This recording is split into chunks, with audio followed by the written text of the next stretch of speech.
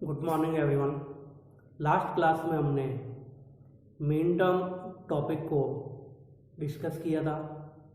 Mean term एक term है जिसमें सभी बाइनरी वेरिएबल और उसके कॉम्प्लीमेंट वेरिएबल लॉजिकली मल्टीप्लाइड होते हैं। मीन टर्म की बिट वैल्यू 0 होती हैं। मीन टर्म को स्मॉल m के द्वारा रिप्रेजेंट किया जाता है। मीन टर्म में यदि वेरिएबल की वैल्यू 0 होती है तो उसे कॉम्प्लीमेंटेड फॉर्म में राइट किया जाता है, और यदि बाइनरी वेरिएबल की वैल्यू 1 होती है तो उसे अनकॉम्प्लीमेंटेड फॉर्म मीन्स सिंपल वेरिएबल के फॉर्म में राइट किया जाता है।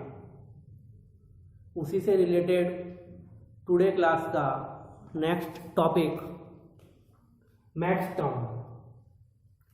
तो मैक्स टर्म भी एक टर्म होता है जिसमें सभी बाइनरी वेरिएबल और उसके कॉम्प्लीमेंट वेरिएबल को लॉजिकली ऐड किया जाता है। मैक्स टर्म की बिट वैल्यू 0 होती हैं। मैक्स टर्म को कैपिटल M के द्वारा रिप्रेजेंट किया जाता है। तो स्टूडेंट्स, मैक्स टर्म जो है ये भी आपकी एक टर्म है जिसमें सभी बाइनरी वेरिएबल या कॉम्प्लीमेंट वेरिएबल का लॉजिकली सम किया जाता है, और लॉजिकली सम जब अपन करेंगे तब उस मैक्स टर्म का जो रिजल्ट आएगा वह हमेशा 0 होता है। इसलिए मैक्स टर्म की जो बिट वैल्यू होती है वह 0 होती हैं, और मैक्स टर्म को कैपिटल M के द्वारा रिप्रेजेंट किया जाता है। तो मैक्स टर्म को कैपिटल M के द्वारा रिप्रेजेंट किया जाता है, और मैक्स टर्म की जो आपके बिट वैल्यू होती है वह 0 होती हैं। इसलिए मैक्स टर्म में जिस वेरिएबल की वैल्यू 0 होती है उसे अनकॉम्प्लीमेंटेड फॉर्म मीन्स सिंपल वेरिएबल के फॉर्म में राइट किया जाता है। मीन्स मैक्स टर्म में यदि आपके पास a वेरिएबल की वैल्यू 0 है तो इसे आपको अनकॉम्प्लीमेंटेड फॉर्म मीन्स सिंपल वेरिएबल के फॉर्म में ही राइट करना होता है, और यदि आपके पास a वेरिएबल की वैल्यू 1 होती है तो इसे कॉम्प्लीमेंटेड फॉर्म में राइट किया जाता है, जो कि मीन टर्म के जस्ट ऑपोजिट वर्क परफॉर्म करता है। तो स्टूडेंट्स, मीन टर्म में अपन क्या करते थे, मीन टर्म को स्मॉल m के द्वारा रिप्रेजेंट किया जाता था, और मीन टर्म की जो बाइनरी वैल्यू या बिट वैल्यू जो होती थी वो क्या होती थी, 1 होती थी। मीन टर्म में अपन क्या करते थे, अगर a वेरिएबल की वैल्यू 0 है तो उसे सिंपल वेरिएबल या अनकॉम्प्लीमेंटेड वेरिएबल के फॉर्म में राइट करते थे। तो उसे अपन क्या करते थे, मीन टर्म में यदि a वेरिएबल की वैल्यू 0 होती थी तो उसे हम कॉम्प्लीमेंटेड फॉर्म में राइट करते थे, और अगर मीन टर्म में आपके a वेरिएबल की वैल्यू 1 होती थी तो उसे अपन अनकॉम्प्लीमेंटेड फॉर्म मीन्स एक सिंपल वेरिएबल के फॉर्म में राइट करते थे। तो अब जो अपन मैक्स टर्म निकालेंगे, यह मैक्स टर्म क्या होता है स्टूडेंट्स, मीन टर्म का जस्ट ऑपोजिट होता है। तो देखिए स्टूडेंट, जस्ट ऑपोजिट कैसे हो रहा है, यदि आपके पास a वेरिएबल की वैल्यू आपके पास 0 है तो उस सिचुएशन में मैक्स टर्म में आपको क्या करना है, उस वेरिएबल को अनकॉम्प्लीमेंटेड फॉर्म मीन्स सिंपल वेरिएबल के फॉर्म में ही राइट करना है। जबकि देखो आपका मीन टर्म में क्या होता था, उसको कॉम्प्लीमेंट फॉर्म में राइट करते थे। इसी प्रकार मैक्स टर्म में यदि आपकी a वेरिएबल की वैल्यू 1 है तो उस वेरिएबल को कॉम्प्लीमेंटेड फॉर्म में लिखा जाता है। जबकि मीन टर्म में स्टूडेंट्स अपन क्या करते थे, a वेरिएबल की वैल्यू यदि 1 होती थी तो उसको अपन अनकॉम्प्लीमेंटेड फॉर्म में सिंपल वेरिएबल के फॉर्म में राइट करते थे। तो देखो यहाँ कॉम्प्लीमेंट हो रहा है, जबकि यहाँ पर क्या हो रहा है, आपका सिंपल वेरिएबल का यूज हो रहा है। तो स्टूडेंट्स, ये थोड़ा सा दोनों के अंदर डिफरेंट होता है, तो आप कंफ्यूज नहीं हो। एक टर्म आप याद रखें, सेकेंड टर्म आपको ऑटोमेटिकली याद हो जाती है। तो स्टूडेंट्स, अब अपन स्टडी करेंगे मैक्स टर्म के बारे में। For example, if n equal to 2 then, तो यहाँ पर n वेरिएबल की वैल्यू अपन को प्रोवाइड की गई 2, then total maxterm equal to, तो स्टूडेंट टोटल मैक्स टर्म यहाँ पर कितने प्रोवाइड होंगे, तो मैंने आपको बताया था 2 raise the power n। n का मतलब होता है नंबर ऑफ इनपुट वेरिएबल्स। तो आपके पास स्टूडेंट कितने वेरिएबल्स है, 2, तो 2 raise the power 2 equal to 4 possible combinations are created. तो मीन्स टोटल मैक्स टर्म्स आपके कितने क्रिएट होंगे, 4 मैक्स टर्म आपके पास क्रिएट होते हैं। अब इसको ट्रुथ टेबल में स्टूडेंट्स किस प्रकार राइट किया जाता है, जो कि मैंने मेन टर्म में आपको डिटेल में बताया था। इस 4 को क्या किया जाएगा, बाइनरी डिजिट, तो बाइनरी डिजिट 0 और 1 2 होती है, इसलिए इसको क्या किया जाएगा 2 से डिवाइड किया जाता है। तो इस वैल्यू को जब 2 से डिवाइड करेंगे तो आपका रिजल्ट क्या आएगा 2, इसलिए स्टूडेंट्स क्या किया जाता है 2 टाइम 0 एंड 2 टाइम 1 लिखा जाता है। नेक्स्ट अब 2 को अगेन किससे डिवाइड किया जाएगा 2 से, तो आपका रिजल्ट क्या आएगा 1, इसलिए 1 time 0 and 1 time 1, 1 time 0 and 1 time 1 लिखा जाता है। अभी मैंने आपको बताया मैक्स टर्म की जो बिट वैल्यू होती है वो हमेशा क्या होती है आपके पास 0 होती है, क्योंकि उसमें बाइनरी वेरिएबल और उसके कॉम्प्लीमेंट वेरिएबल जो होते हैं उनको आपस में लॉजिकली ऐड किया जाता है। इसलिए उस सिचुएशन में जब आपके मैक्स टर्म का जो रिजल्ट आएगा वो आपके पास क्या आना चाहिए 0, क्योंकि मैक्स टर्म की बिट वैल्यू आपके पास क्या होती है 0। अब अपन स्टूडेंट्स इन टर्म्स के मैक्स टर्म्स क्रिएट करते हैं। तो सबसे पहले ए और बी का मैक्स टर्म आपको क्रिएट करना है। तो स्टूडेंट्स मैंने अभी आपको बताया था कि ए की वैल्यू यदि आपके पास 0 होती है तो उसको अनकॉम्प्लीमेंटेड फॉर्म मीन्स सिंपल वेरिएबल के फॉर्म में लिखा जाता है। तो इसको अपन को सिंपल वेरिएबल के फॉर्म में लिखना है ए, और फिर क्या किया जाता है जितने भी बाइनरी वेरिएबल होते हैं इसको लॉजिकली आपस में क्या किया जाता है ऐड किया जाता है। ऐड करेंगे किसके साथ में, बी के साथ में, तो बी की वैल्यू भी आपके पास क्या है 0, तो इसे भी अपन क्या करेंगे अनकॉम्प्लीमेंटेड फॉर्म मीन सिंपल वेरिएबल की फॉर्म में लिखते हैं। अब स्टूडेंट्स मैक्स टर्म को क्या किया जाता है कैपिटल एम के द्वारा रिप्रेजेंट किया जाता है, और इसका डेसिमल इक्विवेलेंट अपन लिख देंगे। दोनों वैल्यू आपके पास 0 है, तो कल मैंने आपको डिटेल में बताया था दोनों 0 होते हैं तब आपका रिजल्ट क्या आता है 0। इसी प्रकार नेक्स्ट प्रोसेस ए की वैल्यू आपके पास 0, तो ए की वैल्यू जब 0 होती है तो इसे अपन अनकॉम्प्लीमेंटेड फॉर्म में सिंपल वेरिएबल की फॉर्म में लिखते हैं। प्लस बी की वैल्यू आपके पास 1, तो अगर ए की वैल्यू 1 होती है तो उस सिचुएशन में उसको किस में लिखा जाता है कॉम्प्लीमेंट फॉर्म में लिखा जाता है। तो यहाँ पर किसका कॉम्प्लीमेंट हो जाएगा आपके बी का कॉम्प्लीमेंट हो जाता है। तो इस प्रकार से सेकंड टर्म की जो मैक्स टर्म आती है वो आती है ए प्लस बी का कॉम्प्लीमेंट।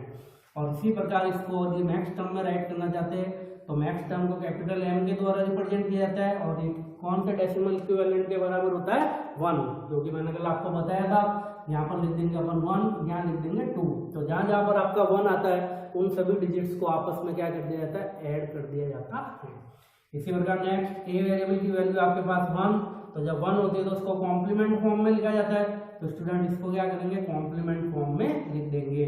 फिर उन सभी बाइनरी वेरिएबल का आपस में लॉजिकली ऐड किया जाता है, तो ऐड करेंगे किसके साथ बी के साथ, तो बी की वैल्यू आपके पास 0 है तो उसको अनकॉम्प्लीमेंटेड फॉर्म में लिखा जाएगा, और फिर उसको बाइनरी डेसिमल इक्विवेलेंट में लिख दिया जाता है। तो ये 2 कैसा है स्टूडेंट, क्योंकि 1 कहाँ पर रिप्रेजेंट हो रहा है आपके 2 की फॉर्म में, इसलिए 2 के नीचे आपका 1 आ रहा है इसलिए उसको ऐड कर दिया जाएगा। तो एक ही डिजिट है तो ओनली फॉर वही नंबर लेना है, और एक से अधिक डिजिट पर यदि आपका 1 आ रहा है तो उन सभी डिजिट्स को आपस में क्या कर देना है ऐड कर देना है। नेक्स्ट दोनों वेरिएबल की वैल्यू 1 1 है, तो 1 होती है तो क्या करते हैं उसको कॉम्प्लीमेंट के फॉर्म में लिखते हैं, तो ए का कॉम्प्लीमेंट प्लस बी का कॉम्प्लीमेंट। तो मैक्स टर्म में स्टूडेंट्स आपको ये ध्यान रखना है कि अगर वेरिएबल की वैल्यू 0 है तो उसे अनकॉम्प्लीमेंटेड फॉर्म में सिंपल वेरिएबल की फॉर्म में लिखना है, और यदि आपके पास वेरिएबल की वैल्यू 1 होती है तो उसे कॉम्प्लीमेंट फॉर्म में राइट किया जाता है। तो कॉम्प्लीमेंट फॉर्म में राइट कर दिया, मैक्स टर्म में लिखेंगे मैक्स टर्म को कैपिटल एम के द्वारा रिप्रेजेंट किया जाता है, तो 1 दोनों जगह पर आ रहा है तो ये भी आपका ऐड होगा और ये डिजिट भी आपकी ऐड होगी, तो 1 + 2 तो आपका कितना हो जाएगा डेसिमल इक्विवेलेंट 3। तो इस प्रकार से स्टूडेंट्स यदि अब अपन इनका एडिशन करेंगे तो आपका रिजल्ट हमेशा क्या आना चाहिए 0 आना चाहिए। तो देखिए स्टूडेंट्स ए प्लस बी, तो ए की वैल्यू 0, बी की वैल्यू 0, तो 0 + 0 तो आपका रिजल्ट क्या आएगा 0। नेक्स्ट a प्लस बी का कॉम्प्लीमेंट, a की वैल्यू क्या आपके पास 0 प्लस यहाँ पर क्या करना है b का कॉम्प्लीमेंट, तो b की वैल्यू आपके पास 1 है तो 1 का कॉम्प्लीमेंट करेंगे तो क्या आ जाएगा 0, तो 0 + 0 तो क्या रिजल्ट आ गया आपके पास 0। नेक्स्ट a का कॉम्प्लीमेंट, तो a की वैल्यू क्या 1 और जब इसका कॉम्प्लीमेंट करेंगे तो वैल्यू क्या हो जाएगी 0, तो 0 + 0 तो आपका रिजल्ट क्या आ जाएगा 0।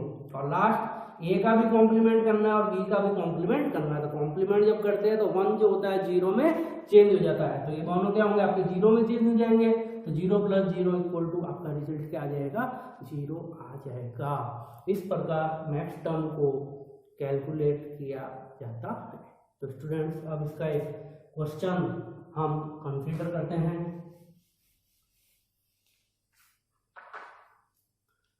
तो इन मैक्स टर्म को आप बूलियन फंक्शन के फॉर्म में भी स्टूडेंट्स राइट कर सकते हैं। तो इसको कैसे राइट किया जाएगा स्टूडेंट्स, f इक्वल टू, तो आप आपकी कौन कौन सी टर्म्स है स्टूडेंट वो लिख दीजिए आप, a प्लस बी का बार, a का बार प्लस b, और लास्ट a का प्राइम प्लस b का प्राइम। तो इस प्रकार से भी आप इस मैक्स टर्म्स के लिए बूलियन फंक्शन को राइट कर सकते हैं। ये नहीं लिखते स्टूडेंट्स तो आप इसके लिए मैक्स टर्म्स को लिख सकते हैं। और मैक्स टर्म को इस प्रकार से लिखा जाएगा f a, b equal to, अब आपकी क्या क्या मैक्स टर्म्स है वो आप लिख दीजिए, m0 plus m1 plus m2 plus m3। और आपके एग्जाम में स्टूडेंट जो क्वेश्चन आता है वो इस टाइप से आता है, तो उसको हम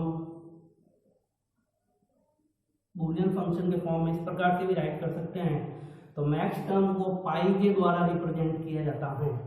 तो स्टूडेंट्स कल मैंने आपको बताया था मीन टर्म जो होता है उसको सिग्मा साइन के द्वारा रिप्रेजेंट किया जाता है, जबकि मैक्स टर्म जो होता है उसको पाई साइन के द्वारा रिप्रेजेंट किया जाता है, पाई m। और फिर आपकी जितनी भी डेसिमल इक्विवेलेंट्स वैल्यू है उनको लिख दिया जाता है। तो इन डेसिमल इक्विवेलेंट्स वैल्यू का यूज करते हुए आप a मैप का यूज करके भी आप इस बूलियन एक्सप्रेशंस को सॉल्व आउट कर सकते हैं।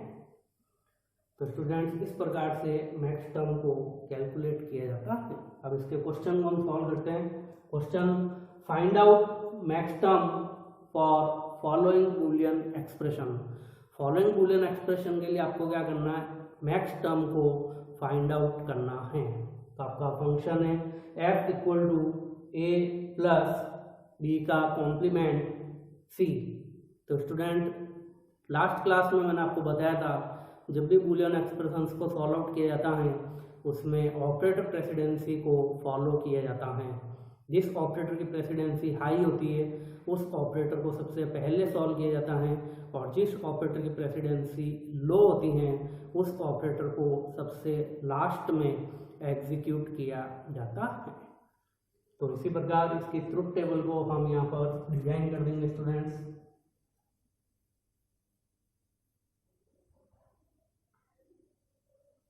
तो आपके पास इनपुट्स हो गए a, b, c। तो 3 इनपुट्स है स्टूडेंट्स। तो 2 रेज दी पावर n का means number of input variables, तो 2 raise the power 3 equal to 8 possible combinations आपके क्रिएट होते हैं। तो 8 पॉसिबल कॉम्बिनेशंस को लिख दीजिए स्टूडेंट।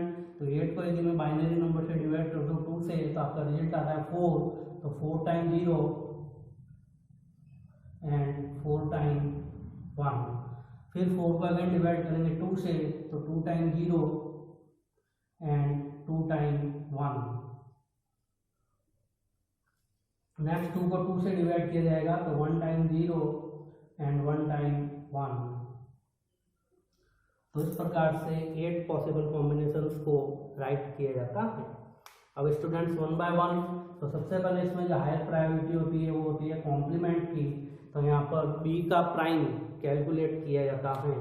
तो स्टूडेंट्स आप इसको b प्राइम भी रीड कर सकते हैं, लेकिन इसी को यदि मैं इस प्रकार लिख देता हूँ b का भाग, तो इन दोनों में स्टूडेंट्स कोई डिफरेंट नहीं है क्योंकि वह भी कॉम्प्लीमेंट है और यह भी आपका कॉम्प्लीमेंट है। तो ये पड़ा है b का कॉम्प्लीमेंट। तो कॉम्प्लीमेंट को आप b प्राइम इस प्रकार से भी लिख सकते हैं या b का बार इस प्रकार से भी राइट कर सकते हैं। तो यहाँ पर b का कॉम्प्लीमेंट करेंगे स्टूडेंट्स। कल मैंने आपको बताया था कॉम्प्लीमेंट में अगर 0 होती है तो 1 में चेंज हो जाता है। तो 0 जो है वो आपका किसमें चेंज हो जाएगा 1 में। 0 जो किसमें चेंज हो जाएगा 1 में। 1 है तो किसमें चेंज हो जाएगा 0 में। 1 है किसमें चेंज हो जाएगा 0 में। 0 है किसमें चेंज हो जाएगा 1 में। 0 है किसमें चेंज होगा 1 में। 1 है किसमें चेंज हो जाएगा 0 में, और 1 है किसमें चेंज हो जाएगा 0 में। तो इस प्रकार b का कॉम्प्लीमेंट के रिजल्ट को प्रोड्यूस किया जाता है। इसी प्रकार नेक्स्ट अब b का क्या किया जाएगा, इसके साथ एडिशन किया जाता है क्योंकि एडिशन की प्रायोरिटी हाई होती है। अगर इनके बीच में कोई भी ऑपरेटर नहीं है तो वहाँ पर मल्टीप्लाई ऑपरेटर को यूज में लिया जाता है। नहीं लिखते तो भी by default multiplication operation he perform किया जाता है, जिसके लिए एंड ऑपरेशन को यूज में लिया जाता है। तो बी का कॉम्प्लीमेंट और सी इन दोनों का आपस में क्या करना है, एंड ऑपरेशन परफॉर्म करना है। तो दोनों ऑपरेंड यदि हाई होंगे तब आपका रिजल्ट हाई आएगा, अदरवाइज आपका रिजल्ट लो आता है। तो स्टूडेंट्स अपन देख लेते हैं, तो बी के कॉम्प्लीमेंट का रिजल्ट आपके पास ये रहा और सी आपके पास ये रहा। तो इन दोनों का देखना है, तो दोनों अगर आपके पास हाई होंगे तभी हाई आएगा, अदरवाइज आपका आउटपुट लो आता है। तो यहाँ आपका आउटपुट क्या आ जाएगा, लो। यहाँ पर आपका आउटपुट क्या आएगा, हाई। यहाँ पर आपका आउटपुट क्या आएगा, लो। यहाँ पर आपका आउटपुट क्या आएगा, हाई। यहाँ पर आपका आउटपुट क्या आएगा, सॉरी, दोनों इनपुट जब आपके हाई होंगे तभी आपका आउटपुट हाई आएगा। तो वापस स्टार्टिंग से देख लेते स्टूडेंट, लो, दोनों हाई है इसलिए हाई आ जाएगा, फिर लो, फिर यहाँ पे आ जाएगा आपका लो, फिर यहाँ पे भी आ जाएगा आपका लो, फिर यहाँ पर आ जाएगा आपका हाई, फिर यहाँ पर आ जाएगा आपका लो और यहाँ पर भी आ जाएगा आपका लो। तो आपका आउटपुट किस सिचुएशन में हाई आएगा, जब दोनों इनपुट क्या होंगे, आपके हाई होंगे। तो देख लो दोनों इनपुट हाई है तो हाई आ गया स्टूडेंट्स, यहाँ पर भी दोनों इनपुट हाई है तो हाई आ गया, अदरवाइज आपका क्या आता है, लो आउटपुट प्रोड्यूस होता है। तो इस प्रकार से बी बार का सी के साथ एंड ऑपरेशन परफॉर्म किया गया। एंड लास्ट, अब इस रिजल्ट का क्या किया जाएगा, ए के साथ में ऑरिंग की जाती है। तो स्टूडेंट इसको ए के साथ और कर देंगे अपन, ए प्लस बी प्राइम सी। तो बी प्राइम सी का रिजल्ट ये रहा स्टूडेंट्स अपने पास, और ए ये रहा। इन दोनों का अब आपको क्या करना है, ऑरिंग ऑपरेशन परफॉर्म करना है, मीन्स और ऑपरेशन परफॉर्म करना है। तो और ऑपरेशन में क्या होता है, यदि सभी इनपुटेड यदि आपके लो होते हैं तो आपका आउटपुट भी लो आता है, अदरवाइज आपका आउटपुट हाई आता है। तो अपन को चेक करना है, सभी लो होंगे तो लो, अदरवाइज हाई। तो अपन चेक करेंगे यहाँ पर, तो देखिए स्टूडेंट सभी इनपुटेड आपके लो हैं इसलिए आपका रिजल्ट भी क्या आएगा, लो। नेक्स्ट, सभी इनपुटेड आपके लो है क्या, नहीं, इसलिए आपका रिजल्ट क्या आएगा, हाई। नेक्स्ट, सभी इनपुटेड आपके लो हैं इसलिए आपका रिजल्ट क्या आ जाएगा, लो। नेक्स्ट, सभी इनपुटेड आपके लो हैं इसलिए रिजल्ट क्या आएगा, लो। नेक्स्ट, सभी इनपुटेड लो है क्या, नहीं, इसलिए हाई। सभी इनपुटेड लो है क्या, नहीं, इसलिए हाई। सभी इनपुटेड लो है क्या, नहीं, इसलिए आउटपुट क्या आएगा, हाई। सभी इनपुटेड लो है क्या, नहीं, इसलिए आउटपुट क्या आएगा आपके पास, हाई आता है। तो इस प्रकार से स्टूडेंट्स आपका ये पूरा एक्सप्रेशन सॉल्व हो गया है, ए प्लस बी बार सी, जिसका रिजल्ट आ गया आपका 0 1 00 और 4 टाइम 1। अब स्टूडेंट्स इसमें से अपन को क्या करना है, मैक्स टर्म को फाइंड आउट करना है। तो अभी मैंने आपको बताया था मैक्स टर्म की बिट वैल्यू 0 होती है। तो इसमें अपन सेलेक्ट कर देंगे, 0 कहाँ पर आया, ये रहा 0, ये रहा 0 और ये रहा 0। मतलब अपने पास कितनी मैक्स टर्म है, टोटल 3 मैक्स टर्म्स इस एक्सप्रेशन के अंदर अवेलेबल हैं। तो इन मैक्स टर्म को स्टूडेंट्स अपन यहाँ पर लिख देंगे।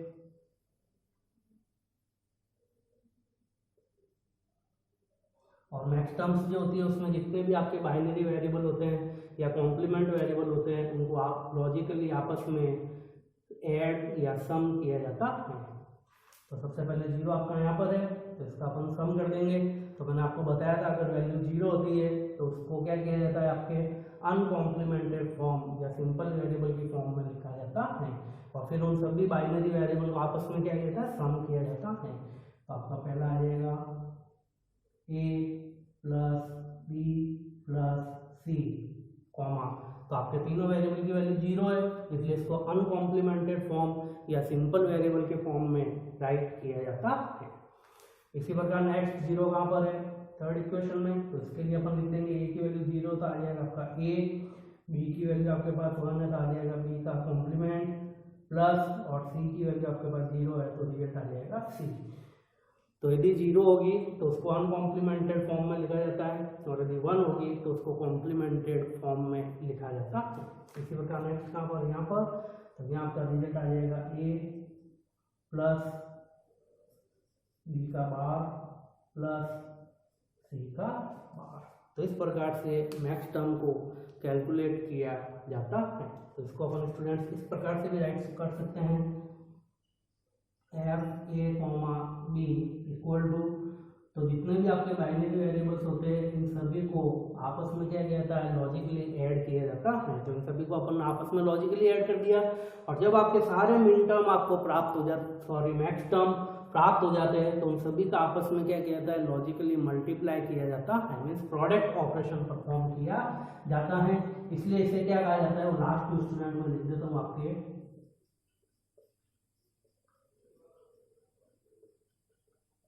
तो कल स्टूडेंट्स अपन ने पढ़ा था उसे क्या कहा जाता है, मिनिमम एसओपी कहा जाता है।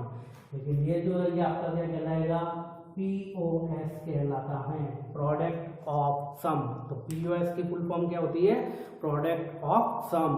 जितने भी आपके पास मैक्स टर्म्स आएंगे उन सभी मैक्स टर्म का सबसे पहले क्या किया जाएगा, सम ऑपरेशन परफॉर्म किया जाता है। तो उन सभी का पहले अपन ने सम ऑपरेशन परफॉर्म कर दिया, और जब आपके सामने इसी प्रकार के सभी टर्म्स मैक्स टर्म्स आपके प्राप्त हो जाते हैं, तो उन सभी मैक्स टर्म्स का आपस में क्या कर दिया जाता है, प्रोडक्ट कर दिया जाता है, मल्टीप्लाई कर दिया जाता है, तो उसे प्रोडक्ट ऑफ सम कहा जाता है। तो स्टूडेंट्स आप इसको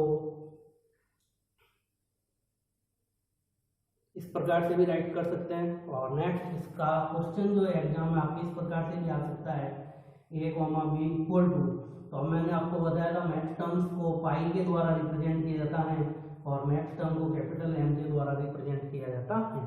तो स्टूडेंट्स एग्जाम में मान लो अगर यहाँ पर कैपिटल M नहीं आता है तो आपको घबराने की जरूरत नहीं है, कंफ्यूज होने की जरूरत नहीं है। आपका पाई साइन आ गया तो पाई ऑलरेडी आपके मैक्स टर्म को रिप्रेजेंट करता है। क्लियर। तो यहाँ पर क्या किया जाए, उसके जितनी भी मैक्स टर्म की बाइनरी वैल्यूज होगी में डेसिमल इक्विवेलेंट वो आपको यहाँ पर लिखना है। तो पहला जीरो कहाँ पर है यहाँ पे, तो 0 0 0, तो पहली वैल्यू आपके क्या हो जाएगी 0। दूसरा आपके जीरो कहाँ पर है यहाँ पर, तो 0 1 0, तो 1 कहाँ पर आ रहा है 2 पर, इसलिए आपका रिजल्ट आ जाएगा 2, कॉमा नेक्स्ट यहाँ पर 0 है तो क्या आ रहा है आपका 1 1 0, तो 1 और 2 पर 1 1 है, इसलिए आपका रिजल्ट क्या आ जाएगा 3। तो इस प्रकार से आपका रिजल्ट आ जाएगा 0 2 एंड 3। तो इस प्रकार से अपन मैक्स टर्म को बूलियन फंक्शन के फॉर्म में भी राइट कर सकते हैं। तो इस प्रकार जब इस बूलियन एक्सप्रेशंस को सॉल्व आउट करते हैं तो इसके मैक्स टर्म का आपका रिजल्ट आता है a plus B plus C, a plus B का बार प्लस सी और a प्लस बी का बार प्लस सी का बार। Clear students. नेक्स्ट इसके अंदर बार बार स्टूडेंट्स आपका एक वर्ड यूज में लिया जा रहा है, बूलियन फंक्शन। तो बूलियन फंक्शन एक ऐसा फंक्शन होता है जो बाइनरी वेरिएबल के कॉम्बिनेशन से मिलकर बनता है और बाइनरी वेरिएबल के साथ वर्क परफॉर्म करता है। तो ऐसा फंक्शन बूलियन फंक्शन कहलाता है। बूलियन फंक्शन 2 टाइप्स के होते हैं स्टूडेंट्स, जो कि मैंने आपको बता दिए। फर्स्ट होता है आपका एसओपी फॉर्म। तो बूलियन फंक्शन जो होता है वो आपका एसओपी फॉर्म में भी हो सकता है, और सेकेंड बूलियन फंक्शन जो आपका पीओएस फॉर्म में भी हो सकता है। तो बूलियन फंक्शन 2 टाइप्स के होते हैं, SOP form and POS form. SOP की फुल फॉर्म मैंने आपको बता दी स्टूडेंट, सम ऑफ प्रोडक्ट, और पीओएस की मैंने आपको फुल फॉर्म बता दी, प्रोडक्ट ऑफ सम। तो नेक्स्ट क्लास के अंदर हम इन्हीं टॉपिक्स को कंसिडर करेंगे। Thank you.